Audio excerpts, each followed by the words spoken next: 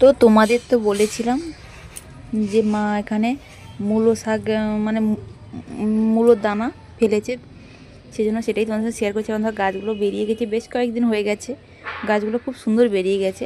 তো ছাদে এসেছিলাম দেখে সেজন্য ভিডিওটা করলাম। আর দেখো একটা জিনিস, ধনে পাতাও যে মানে ধনে পাতা যে হবে তার দানাও ফেলেছিল। এই যে এটা ওটা একটু দেরিতে বাড়ায়, এই যে ছোটো ছোটো সব বেরোচ্ছে গাছে, দেখো গাছে নিচে যে সেটাই দেখাচ্ছি তোমাদের। আর মূলো শাকের কি সুন্দর ছোটো ছোটোগুলো হয়েছে,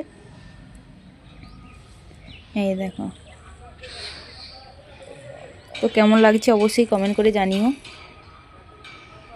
তো অল্পই ফেলেছে। আর দাঁড়া, কুমড়ো মানে কুমড়ো যে ফুল হয় তোমাদের দেখিয়েছিলাম, তাই সেখান থেকে কয়েকটা কুমড়ো হয়েছে, মানে দুটো হয়েছে এখন। এই যে একটা হয়েছে,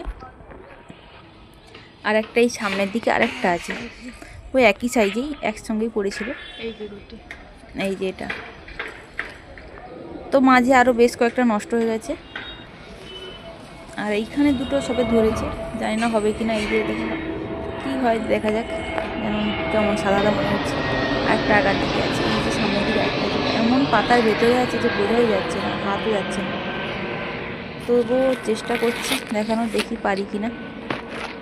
এই যে দেখো, এই যে একটা। তো এই দুটো হবে কিনা এখনো বলতে পারছি না, একটু বড় হলে বোঝা যাবে। আর ওই যে ড্রাগন ফুল দুটো হয়েছিল, সেগুলো ড্রাগন ফুলগুলো ফুটে এখন ড্রাগনে পরিণত হয়ে গেছে, ফুলগুলো ঝরে গেছে। আর দুটো সবগুলো পেকে গেছিলো, তুলে নিয়েছি। আর এই দুটো আছে, এই যে একটা আর একটা, এই যে এই দুটো হলেই এবছরের শেষ ড্রাগন, আর হবে না।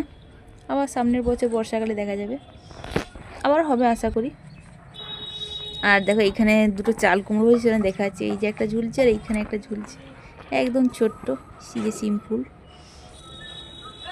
কেমন লাগলো অবশ্যই কমেন্ট করে জানিও, ভালো লাগলে সাবস্ক্রাইব করে পাশে থেকো।